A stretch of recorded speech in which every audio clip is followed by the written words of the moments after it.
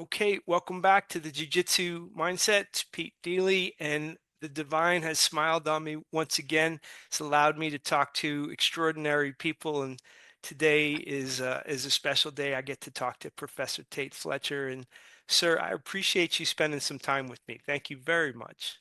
Man, it's a privilege. What better way to kick back at the end of the day and talk jujitsu with another enthusiast, you know? Thank you very much, and Yeah. I feel the same.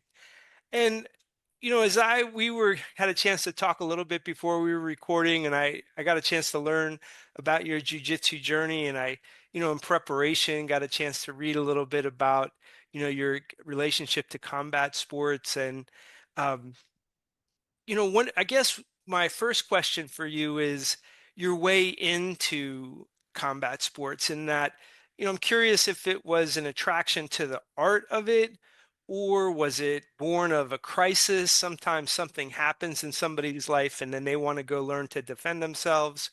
Or, I think, we talked a little bit about just sort of like a philosophical disposition about what makes a good person, a good citizen, a good member of the community. So I'd just like to ask you to talk a little bit about that. Well, I feel like when we were talking earlier, I was saying that I'd read a lot, and some of the stuff I read from Aristotle, he talked about what it would take to be a good citizen and to be trained in combat arts and to be expert of your body, and it's kind of spitting in the face of God not to do that, Oh, and nicely to be put. to be to be learned in one way and to be remiss in another way Yeah. leaves you partial, right? Yes. And I thought, what a full experience would be. And thank God it came. I mean, a man in his 20s can be an unlovely creature, unexpressed in a positive way. And so I was just fortunate enough to run into guys. We were talking earlier, and I said that I'd ran into Arlan Sanford. He was my first real actual instructor Right. in martial arts, and he was a guy that was a founding member of the Dog Brothers stick fighting crew. Right. And so I fought with them for a few years. And Arlen, and what we found is that when people crash, when it's too live with the sticks, that they'll tackle each other, they'll go to the ground. And I saw how helpless people were on the ground. I mean, there Right. weren't very many people that were high level wrestlers or anything like that in that day. There was a couple John Jock students Hmm. back in the day, but that was it. And Right. so when we went back home to Santa Fe, we fought in one of these gatherings, which are a trip. There's 15 or 30 guys that come to fight, Right. and they have their bags of sticks and stuff. And then there's like 300 people that bring beers and sit around in lawn chairs and watch you fight for the afternoon. And it's kind of like being at a high school dance. Hey, do you want to fight next? And then and it was wild. Great time, great learning, great appreciation and assertion of what distance was in Right. combat sports. Yeah. If you don't have a bow or a gun or a spear, like, Sure. what does that look like at these different distances? And Krabi Kabrang was the outset of Muay Thai with Right. weapons. And so then, sticks and bows are maybe the first. And then you go into kicks and punches and elbows and knees and all the clinch. Right. And so there's all these different spaces of where the fight takes place. And if you don't have dominion over that or knowledge of that, Right. well, then you're subject to being learning a lesson. Yes. And so anyways, when we went back, we started training a lot of jujitsu, and we were all amateurs. I mean, not even. I mean, we didn't know anything. It was the '90s, and there was nowhere to train. I mean, Right. like we were saying earlier, if you're not in one of these southern beach places, Miami or Right. Southern California, there's no Brazilians to train with. Renzo was the first that popped a place in New York, and Right. he's been there for ages. But I got to train with one of Renzo's guys, and I think Amal was a purple belt at that time. Okay. And so Amal Easton means a ton to me. He was one of my first coaches, and he really showed me with an effortlessness how much I didn't know. Yeah. And then Alberto Crane came back into town, and I helped him start Santa Fe Brazilian Jiu Jitsu Academy. And I just wanted to carry that flag everywhere. I went and fought Brazil, Pan Am, everywhere we went. And there Yeah. weren't like tournaments like there are now. Like, you're bouncing or you're doing personal training or whatever you're doing for a job, and Right. you got to save up a few $100s to get a Sure. ticket. And you got to Yeah. save up for, to chip in on a car, and you're sleeping six people in a room, and Yeah. you might have one match, right? Right. If you, Yeah. and that's it. And so to go and get on some podiums as like a blue belt is when I started doing those. I started doing tournaments when I was, I don't know, 3 months in, Right. because I'd already been fighting. Sure. I've been, well, what is this? I already fought with weapons against people. Right. Right. So, and then, a bit later, um, the Hicks and Gracie International, I fought in the second one of that. Nino Schembri and Wow. Margarita and all these guys that were like legends at that time Yeah. from Preto, they're all there. And I won gold, double gold in that. And I got a picture with this guy that was the guy that met me in the finals of the Open. And he is probably 160 pounds or something. Right. And and that was really cool. And he was a Brazilian guy. And so I had a real taste for the competition. I'd go wherever I could. All the grapplers quest at Durango High School in Vegas, and pre Naga, pre all like it's Yeah. like all that stuff was just coming up. You talk about a startup sport, Right. like it's like a startup business in that Sure. way. And then at one of these tournaments, I met a guy named Hanato Migliaccio, Hmm. and Hanato was one of four guys that got a black belt from High and Gracie. Okay. And so he lived with me for a few years. Wow. And he wanted to learn English because he only speaks Portuguese. I only speak English. And, Yeah. and here we are in America. And Right. so I was a kid that I was his English professor. Hmm. Um, and he ended up years later, that became where I got a black belt Okay. in jiu-jitsu, was from Hanato. Okay. And I don't know when that was. The late aughts of 2000, like 2007 or something, Right. 2008. And then I moved out to LA, and I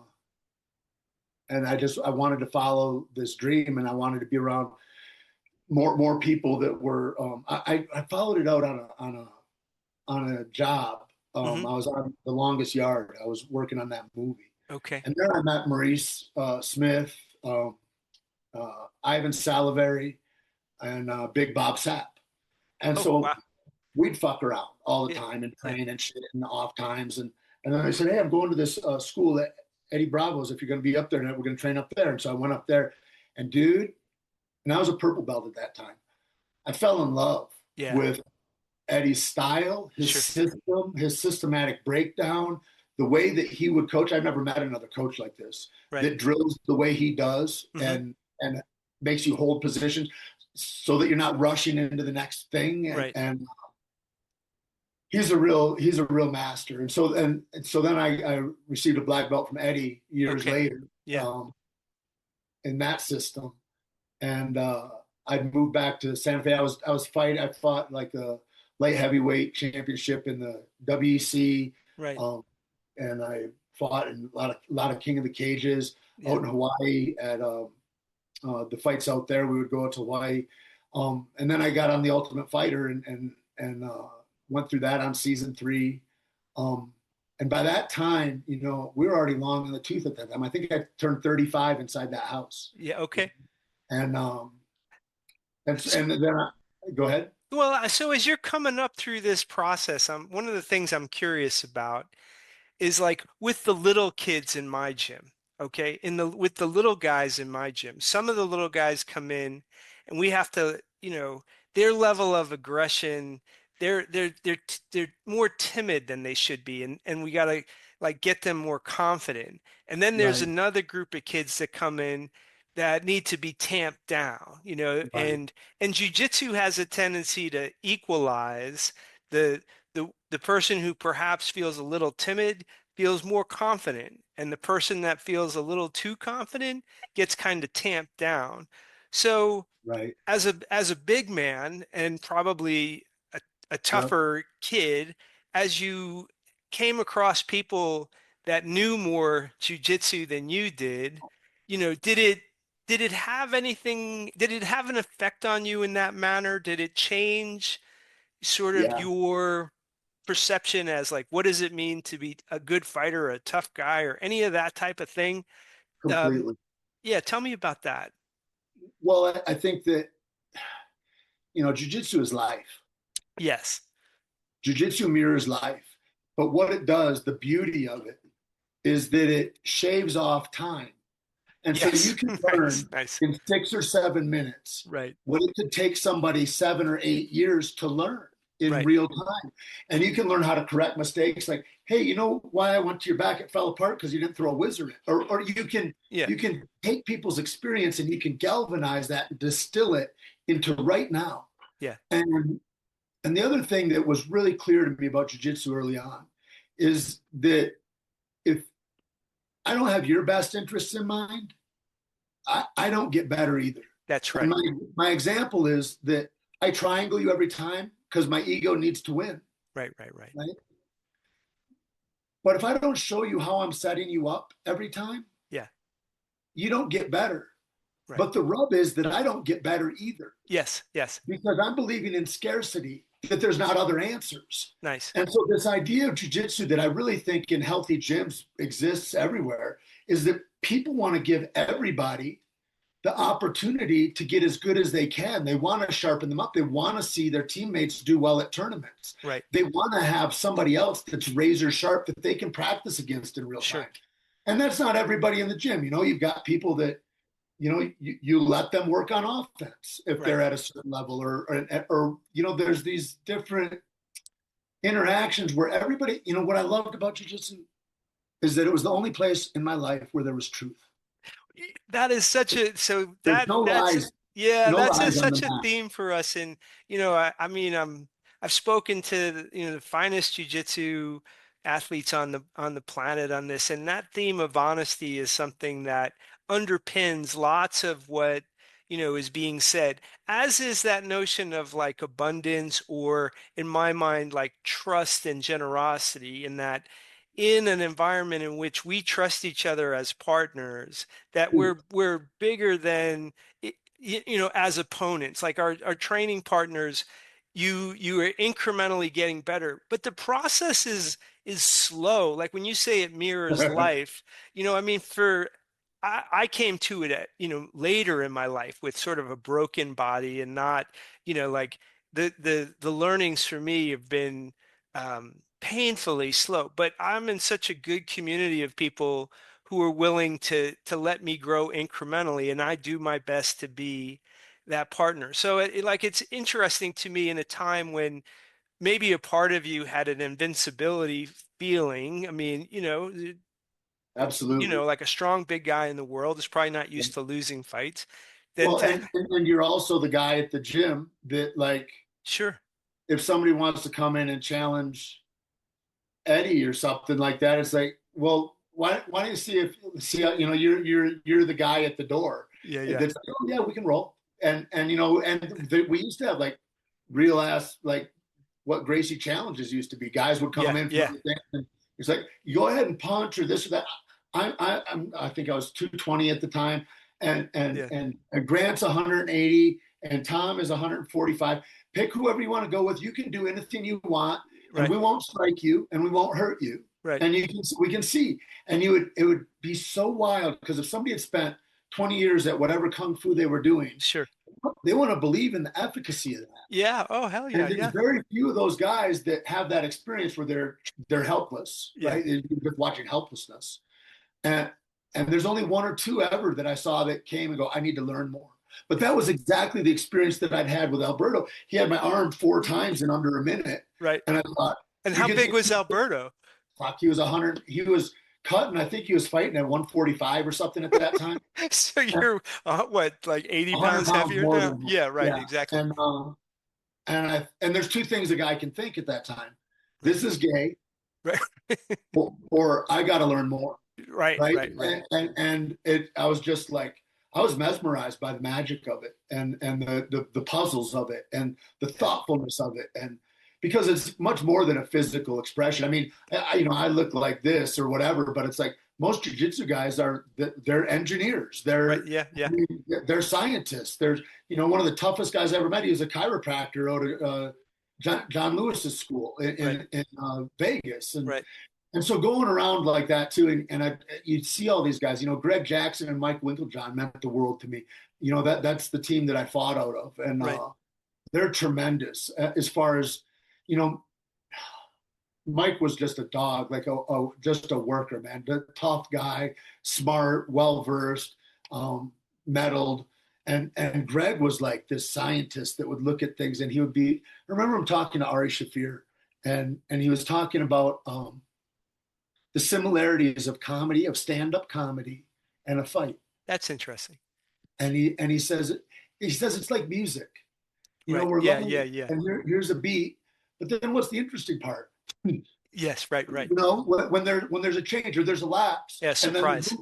Yeah, And he says, and that's the same thing you do on stage. You lead these people into way, you drop them in a hole, yeah, and then you bring them back. right, And all these different energies and rhythms that underlay fighting, that underlay life right. in that way of, how do you set traps, either to make somebody laugh or to make somebody make a bad decision and now their arm locks. Were And it, you in this journey of learning? I mean, was it a straight line, or did you get any, was there a point in time where it frustrated you and you thought like, sure, like, hey, what what kept you in the moments of frustration valuing what you were learning more than giving into your frustration? what I learned when I say jujitsu is life, the other thing that I learned is that there's nobody that feels like they plateau. Right. That frustration you're talking about is like Yeah, yeah, usually it's like feel like I'm at a plateau. sure. I see this other guy, he just came in, he's doing better than me, or Yeah, right, yeah, whatever the comparisons are, right? They go on. right, The only people that experience that are somebody that is endeavoring to do a very difficult thing at high mastery levels. right. And the thing is just to stay the course. That's always the answer. Yes, yeah, Everybody stops too soon.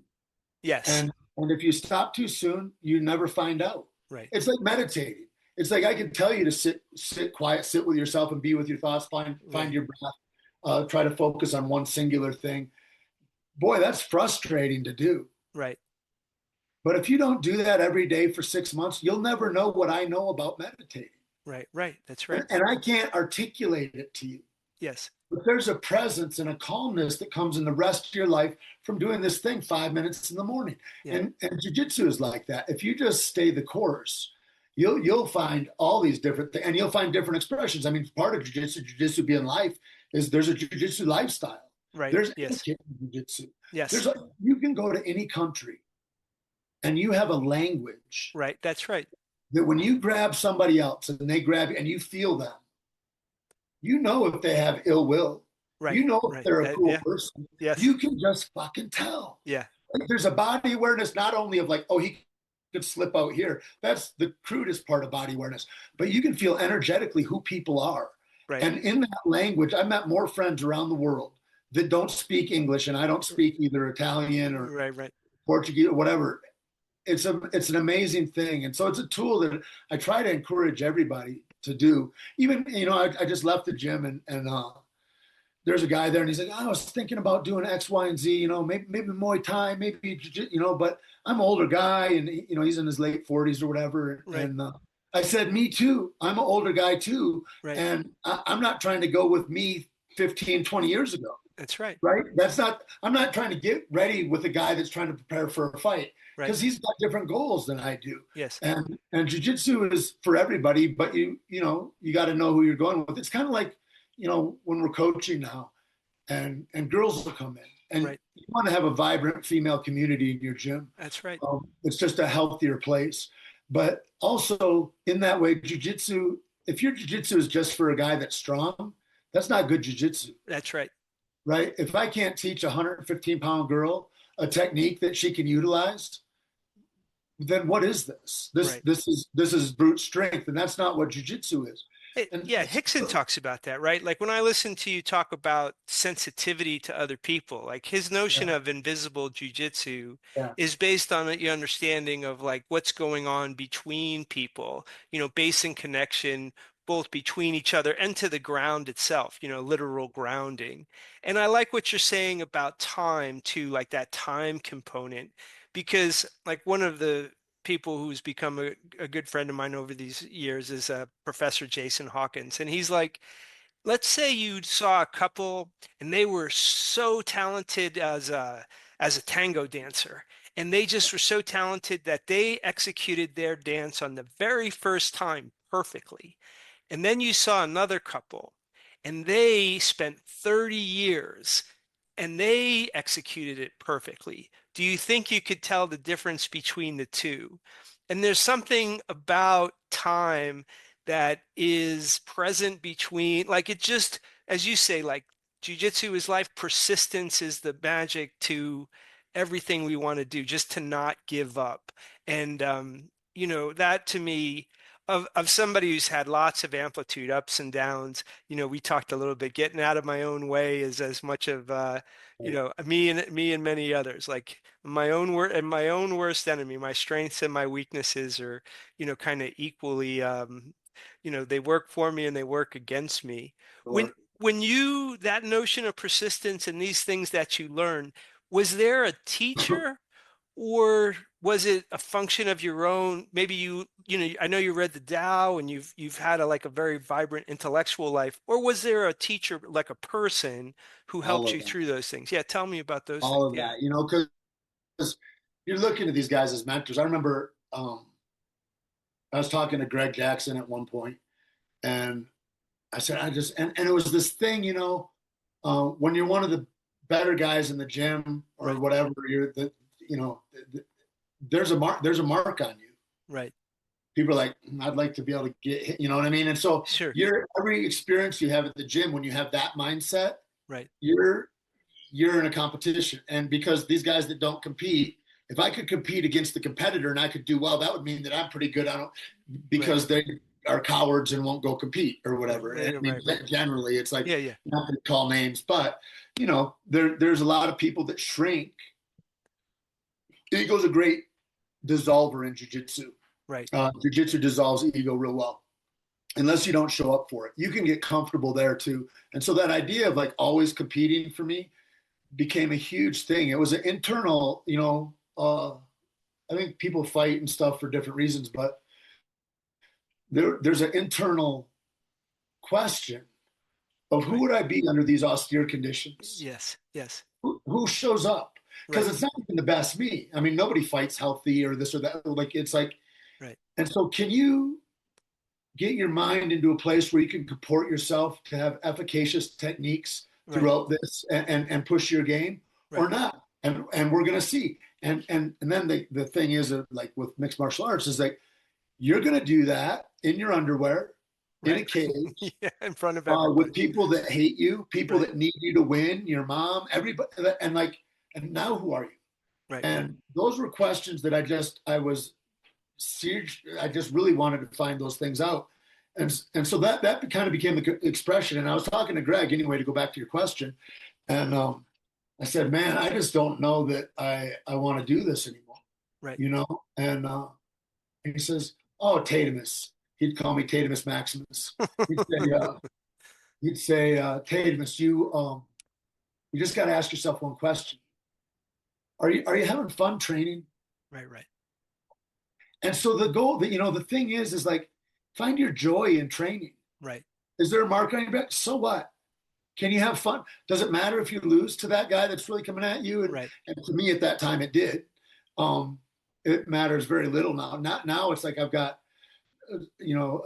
one of my students that started with me. He's a black belt. He runs Santa Fe Brazilian Jiu Jitsu or Santa Fe 10th Planet rather. Yeah.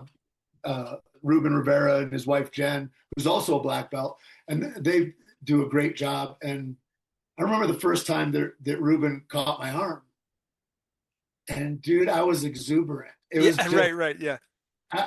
and there was something there between us that was beautiful. Like we were talking about invisible jujitsu. There's a thing that's there then that exists because we know each other for 20 years. Right. Right. And here we are, and it was really special, man. And I think that's the thing about jiu-jitsu. I mean, the whole thing about getting older too is like it's different. You might think mentally like, oh, I'd have better timing or I'd have better Sure. ringmanship or maybe in your Yeah. mind, Right. Right. Yeah. Maybe. Right. but you're slower. Right. You're for sure slower. And if you're a quarter second slower, that's too late. And we see that all the time with whoever it is that wants to come back after the Conor McGregor effect, right? Sure. Yeah. It's like you see guys that are terrifying champions that come back and they're like, I want to get some of that. it's just not the same. And Right. so this idea too, when you say about plateaus or quitting or whatever, is like, I hurt my head really badly in 2019, and I had to stop doing everything. I thought I was going to probably have to kill myself. It was Oh like, my it was a goodness. real dark time for Yeah. several years afterwards. And and when I could get back to jujitsu and start to even just go mildly,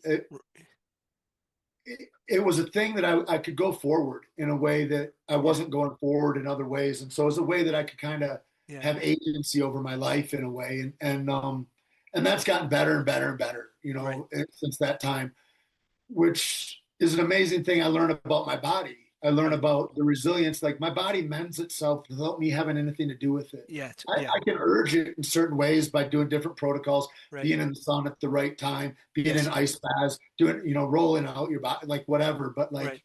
you cut yourself. What do you do to heal your cut? That's right. You just wait, and your Yeah. body will do that. Yeah. And so these things about plateaus and everything, I just stuck it out. You got to be, I used to have, I got a flip phone, uh, early days of jiu-jitsu phones came out, and I just wrote relentless on the front screen. You could write one Yeah. word on Yeah. it. Yeah. And I was like, I just want to have a relentless pursuit of this thing, Right. and I want to see where it goes. And from there, my whole life comes out of that. Well, I mean, what you just told me, I mean that and we don't need to get into it. I don't want to go in any place you don't want to go, but I'm, as you hurt I'm open. yourself, well, but out of respect for like what might be overly sensitive for today, but I mean, when you hurt your head and then you consider, you mean the ultimate stopping, that if you thought like, well, I can't go forward, I can't live anymore, if that was a part of that, and that perhaps part of your training in jiu-jitsu and martial arts gave you some seeds of resilience that you didn't even know you had, that only later like produced the happiness that, as you said, it's gotten better and better. And Yeah, I had probably among the most difficult things that I've ever dealt with was I had an 18-year-old nephew who killed himself, a young boy. yeah, And I understand the um, I understand to some extent like how these circumstances come about, but that notion of like having enough curiosity to see what happens next, I yeah, think is part of many people's human experience. Like in a time where you feel like this is it, I can't go any further. If you can't be hopeful, can you at least be curious? And I just listening to you, it seems like there must have been some relationship between all of that. Hey, I'm not good at something. I got good at something. I didn't win championships. I did win championships. right. I trained and I didn't give up and it yielded fruit that saved you from what would have cut short. You wouldn't have had the things you have now, but you had to stay with us. I mean, it's Yeah. interesting. It's, there's a guy told me this thing about suicide, and his son had killed himself, and he sat with that for a couple of years, and he Yeah. thought, I just don't want anymore. Yeah. And then he says, I thought about it more, and I thought, killing myself doesn't take the pain away from me. Right. It disperses it to everybody I love. Yeah. Yes. Yes.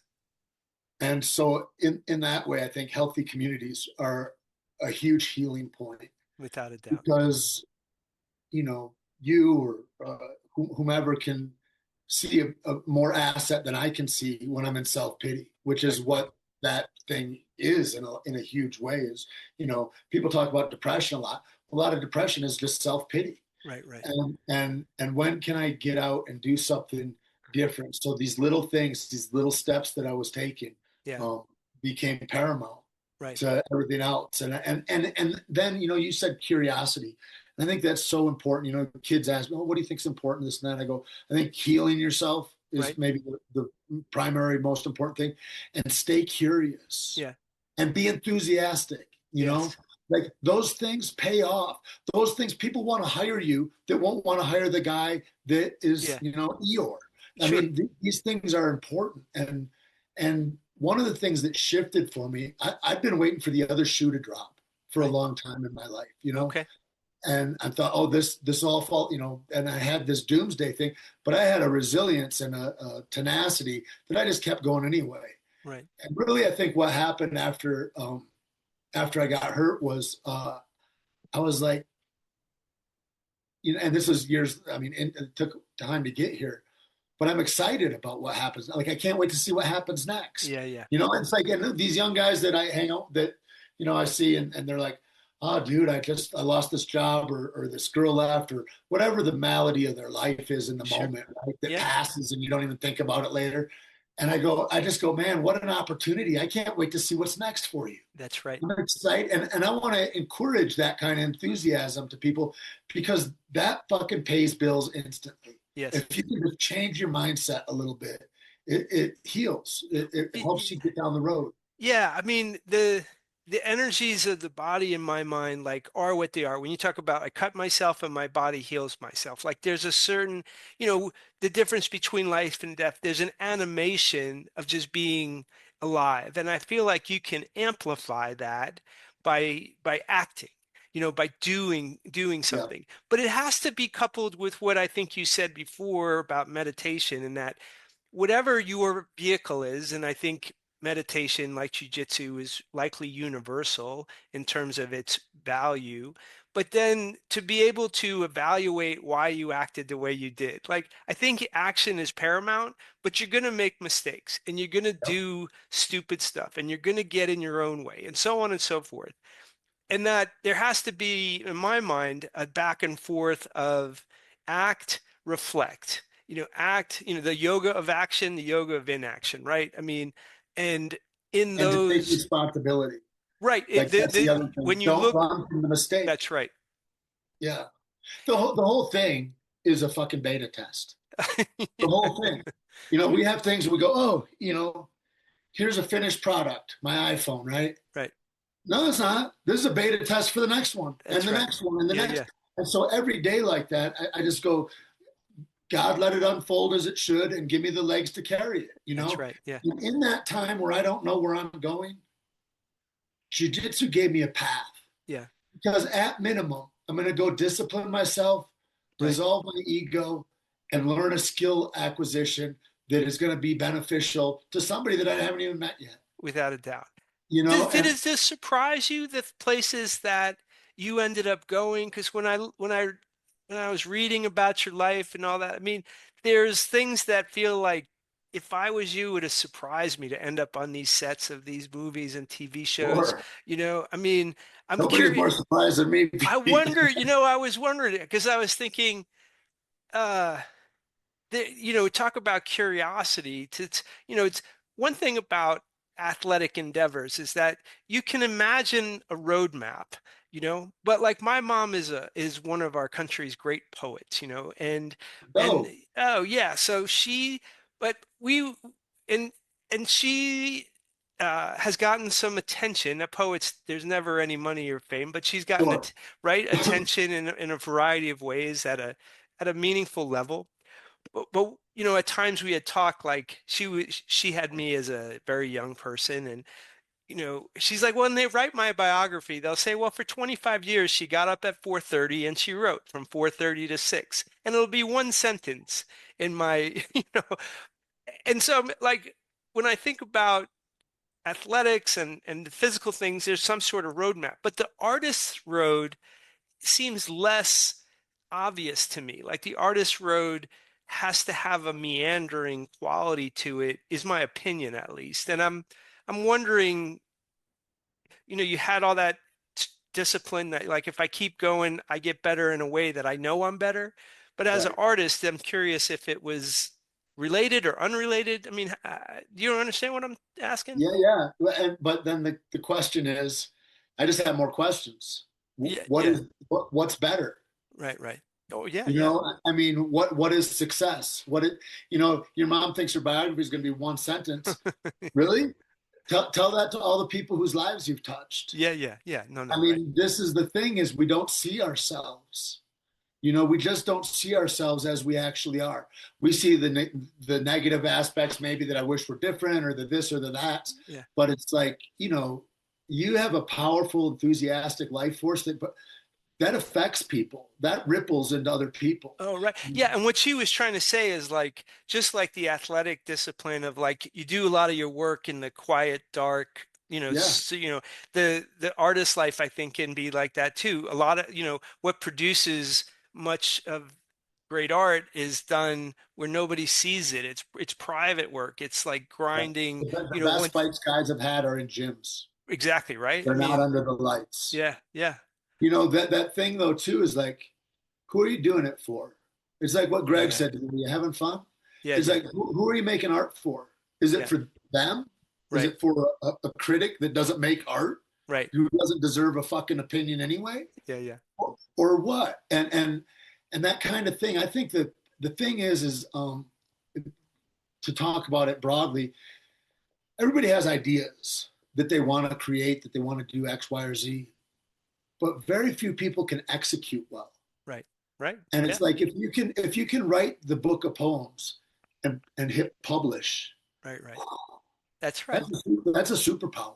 Yeah, And then without a you doubt. just keep repeating that. You know, Rogan didn't think that he was going to have a podcast that went anywhere. Right. Yeah. He's talking about Yeah. monkeys and farts in spacesuits with Red Band. You know what I Right, mean? It's right. like Yeah, nobody knows where any of that goes. sure. And so that's the thing, is that's the other reason why I stayed the course. The other thing that fighting taught me was that thing about do what you love regardless, and do it with tenacity. Yeah. The time when I was fighting was the earlier days, right? And so there's no women in Right. MMA, Yeah, yeah. and they say it's never going to happen. Right. Also, That's right. That's right. there's a 155, there's 170, 85, 205 heavyweight. That's it. Right. So little John Dotson's never going to have a fight anywhere notable. Right. You're just not going to know him. He's in the gym and the hardest worker no matter what. Holly Holm is in the gym. Michelle Watterson's in the gym. Julie Kedzie in the. They're all there regardless. Right. And then when the flow came and that tap opened up, Right. we're ready. Yeah. And so that's the thing, is I think about, you know, if you don't strive for what you love Right. because you don't see the opportunity there, Yeah. you're a sucker. You just played yourself. Right. Because when the opportunity comes, and it comes for every person, Right. you won't be prepared. Right. And hopefully that happens early on and you notice it. Right. So that'll burn you. That'll Sure. feel like, oh, and then you'll start, oh, how do I develop myself? How do I become prepared? Right. Because opportunities are coming. Right. Well, and to me, I mean, as we're talking about just principles, like the principle of curiosity has to be married to the principle of faith. Like you got to have a sense of like, hey, I'm not excluded from the generosity of the universe. Sure. Like But how do I get faith? I can't have it before I do the action. yeah. I mean, yeah, I only get faith in the rear view mirror. And I go, well, fuck, look at that. yeah, You know, and then I can start to go, oh, is faith a recreatable phenomenon that I can start to trust in? Because that doesn't come until after I go, I got nowhere else to go. I'm just going to roll these dice and try it. And yeah. then you go, oh my God, look, it went somewhere. Right. Well, except that I do think it's cultivatable. Like I think Totally. that because I think about poverty, right? And I've had some experience in with that, right? And I think about what did it take to move from, my family to move from being poor to not being poor. And there had to be you had action, but there had to be a faithful element that like this work will be blessed in some way, shape, or form. That it wasn't going to be for nothing. And I think minus that faith, it becomes toil as opposed to like you're tilling the land type of thing. Um, and these to me are things that are difficult. I mean that they're like joy, in my opinion, is a cultivatable thing. Like you can, but you have to work at it. You have to Totally. work at it, I right? used to think it would just fall on me.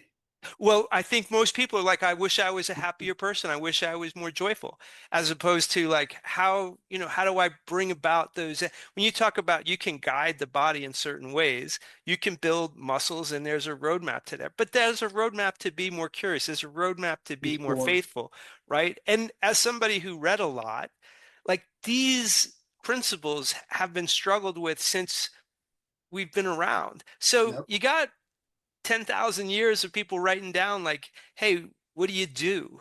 Like that's one of the things that attracts me to yoga. Like you can argue with it all you want, but how is it here? And we got 5,000 years of people refining it, talking about it, and they tell you to sit down and breathe and pay attention to that. Like it's the simplest thing in the world in one way. And then you're like, how is that going to get me into a back bend? And they're like, just say the chorus, Yeah, be right. Yeah, quiet with it, and just, I mean, and that becomes, the other thing is that I was in a wrestling room, and I don't know, there's 60 of us in there. Mike Van Arsdale, he was an Olympian, and he was coaching the class and going through it, and and it's hard. I mean, it's sure. wrestling is one of the hard. It's very difficult, and Yeah, you're with a bunch of it's hard. And whenever I would look over and I would catch a glimpse of John Dodson, right, biggest smile on his face, no matter how hard we're suffering. right. Yeah, yeah, And that was the thing that showed me in real time: suffer well, right. Yeah, nicely put. Yeah, suffer well, because in that, where else would you rather be than right here, right now, suffering with your brothers? that's right. And that was a really cool thing that stayed with me for 25 years. Sure. And then Mike, at the end of that, he would run us through like everybody lay down, he'd turn the lights off, and he'd give a talk about it. And he said, we learned some um, intricate techniques today. And he says, I know a lot of you guys are in the room and you think there's time. Right. Yeah. You're going to be able to massage this into a position where you get really good at it. Right. And he goes, I just want you to consider that there's a guy that you might fight who's demanding that he gets better right now today. Right. Right. And that thing about like, yeah, you can take it or you can really drive it. These are things, skill acquisition is a thing that you can control Yeah. how long it's going to take you to get that in a huge part. And attitude, like little John has shown me, was a huge part of that. If I'm Sure. not happy about it, how am I going to be happy about it when it counts? Yeah. And I mean, and that whole thing about like, I'd rather not be anywhere. If we die right here, this is okay. Yeah. Well, and I think that, in those circumstances too, I mean, I think it matters, uh, that type of suffering that is like it matters where you are in your life. Have you been exposed to real, things? There's the enduring of discipline to train, which is one type of thing. And like I interviewed this gentleman named Julian Torres, and he was a blue belt that was competing out there. And Julian had wanted to be a Marine like from the beginning. And he gets into the Marine Corps and he goes and he's deployed. And on day like 23, he steps on an IED and his legs are blown off, and now he's a double amputee for his entire life on day 23 of this thing. And he and I are talking, and I'm thinking to myself as I'm listening to his exuberance. He was getting ready for a tournament. He was gonna, that and his story sits on a continuum of all kinds of, there's all kinds of things out there in the world that show you where, by the time you're done listening to other people's problems, you realize I'll take my problems any day of the week. Yeah, absolutely. I mean, that shows up all the time. So I don't know. It's interesting to me as um, the privilege to train. You have a big smile on your face Uh, because you're in the midst of training. Like, oh my God, you have a healthy body. Oh, you have the context of a teacher. Oh, you have the context of a community. Like, there's a lot to, look uh, around. And I think that's what you're saying. Like, does your attitude properly reflect your circumstance? Because mostly, if you're above ground, you got a lot of chances to do whatever. As a somebody who my estimation has done a lot of thinking, has done a lot of like exploration, introspection, action. I mean, when you think about lessons and things that you would want somebody to take from your experience and your kind of distillation of what's important, you got something that you would say like that? Like, hey, here's if you listen to me and you got one thing, this is the one thing it'd be. Do you have God, something like that? you know, um, in a world where there's so much signaling everywhere, Right? Yeah. like all around my town right now, it's in vogue to have a sign in your yard that says resist. Right, right. and I want to get a Sharpie under everyone and write complaints. Resist complaining. Right, right. Like, Yeah, because look at me, I'm doing something with the sign in my yard, yeah, great. We're shouting into the void to all become more disgruntled right. or whatever. And Yeah, I think this thing about getting excuses out of the way, yeah. I was doing a workout with my friend. He did a lot of strongman implement workouts, and I took my friend Jody Middick down, and Jody was a sniper in the Canadian Army, Wow. and he'd stepped on a landmine. And Oh, he's big. He's like my size, and then he's got his whole kit on. And so yeah. two other guys walked over this landmine, no problem. Jody hits it. It blows him up, Whoa. blows his leg off from the knee on Oh, one leg and his ankle on the other. oh, And so he's got stumps, and he's yeah, got to tie the leg on there and to see like the mucus where that rubs and the raw, like he's up against it, man. sure. I mean, Yeah, and he's a 235-pound guy, right. and, um, and we're there and we're carrying stones and logs and shit. And Logan Gelbrick, who owns Deuce Gym out on Lincoln Boulevard in LA, he just posted a picture of us, and he goes, "We're all out of excuses around here. That's right. Here's this guy with steel legs, Yeah, and that's the thing is like, can I erase complaint from my life? Your yeah, life gets 1,000% better just with that perspective shift sure. of taking responsibility and going. There's nothing to complain about because who cares anyway? Right, There's right, just, right, did the work get done or not? right, And right. have I been helpful to somebody today or not? Yeah, yeah. And so I have these different metrics that I look at life through. Then you know, it's like jujitsu. It's like I can't get mine unless you get yours too. That's right. Yeah, yeah. You know what I mean? And I don't know. I don't know that you know to do that shit consistently when you can't see why, but it's a good principled thing that comes from the dirt that other people Yeah, fucking just shut up and do that thing. right, right, And when you do that, we'll be, it's like doing the meditation for 6 months straight. right, Then right. we'll have a conversation about experience. Yes. But so many times I think, and I get paralyzed by analysis, right? Paralysis by analysis. Sure. Instead of just being into the action, you know, my girlfriend says, move a muscle, change a thought. Right. Yeah. And, Nice. we're inundated with our thinking and we put so much merit on that. Right. But goddamn, if we can get out and move it through our body, Yeah. we're in a much more useful and effective position and calmer. Well, I think that's what when we began our conversation about Aristotle, right? Like Aristotle saying, to be a good citizen, you have to be capable physically.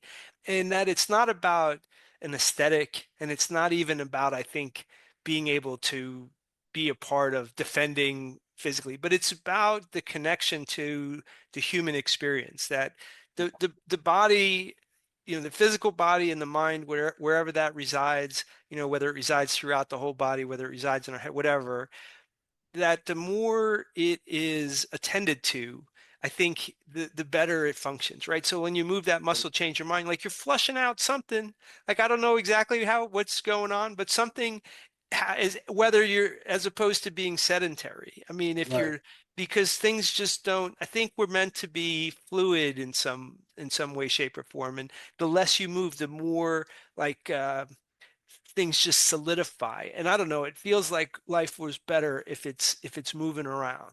Yeah. Greg Jackson would say, he's like, move your feet. Yeah, Bodies in motion tend to stay in motion, that's and right. bodies that sit still get knocked out. Yeah, yeah. And, you know, he is what a beautiful guy. I think about that. I got a question for you. Yeah. Do you think that all humans are creatives or are artists to some degree?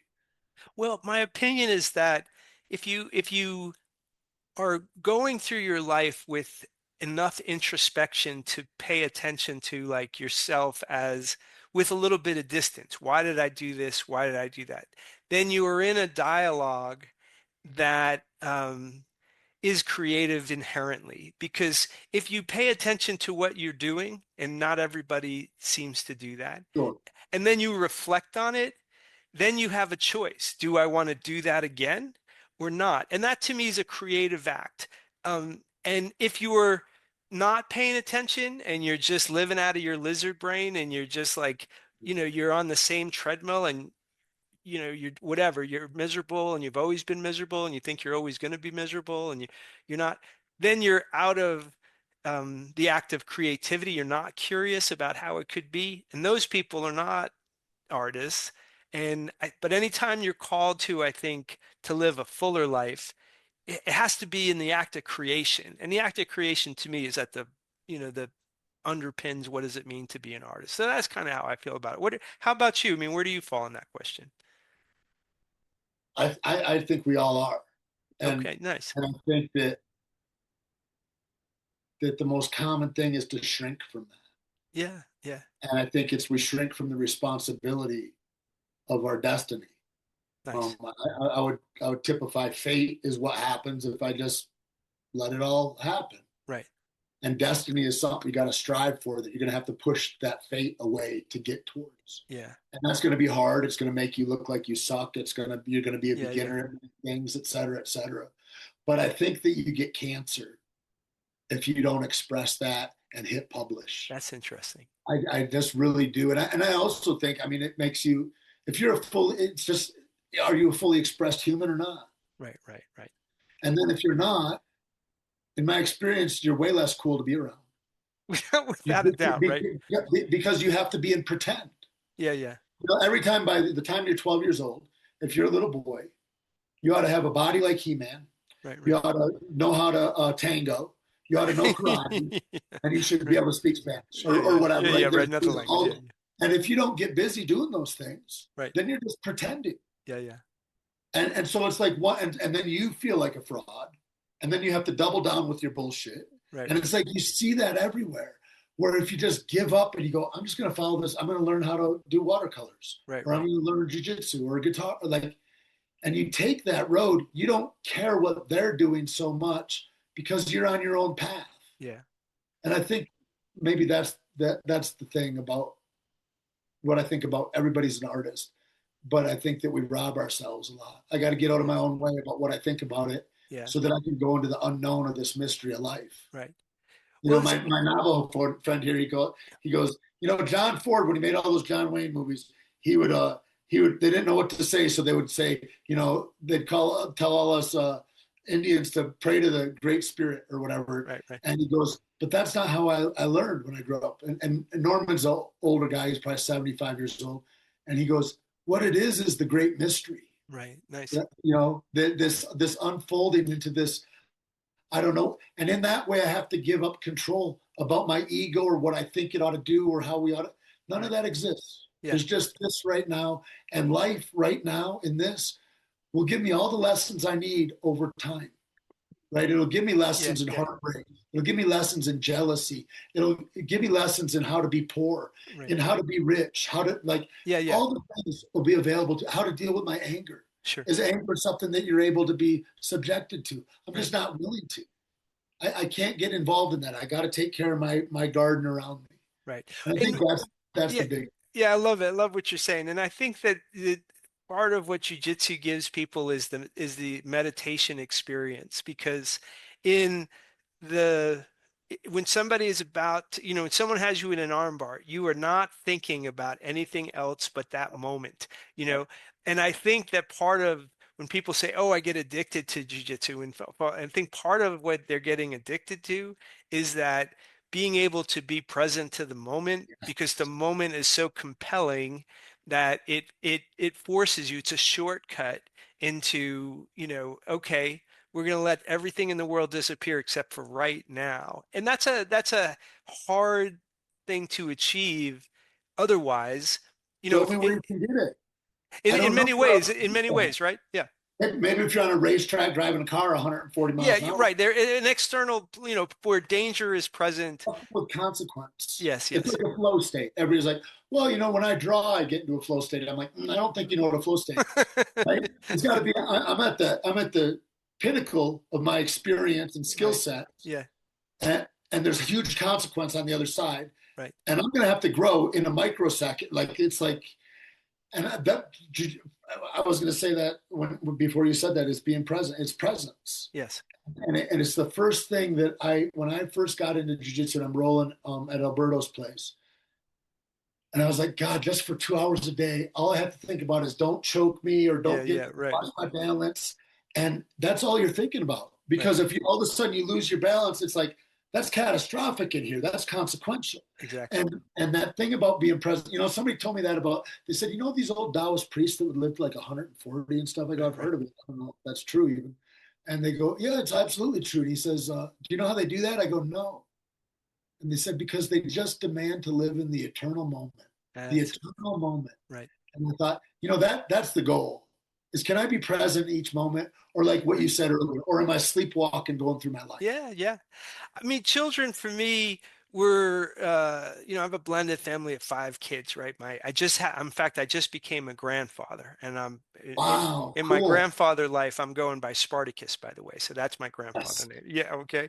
And when, as a young man, with young children, my early 20s, I'm I had an awareness of when I was with my child and I wasn't really with my child, and I was thinking I had enough presence of mind to realize this is brief, like I knew that my babies they were not, it was going to go fast. Even even when they drove me, and then I tell you what, I have like amazing children. Like they never really drove me crazy. But I mean, even when it wasn't like a beautiful moment, I was aware of those times when I was I was really at work, and I wasn't with them, or I wasn't, and I think, oh,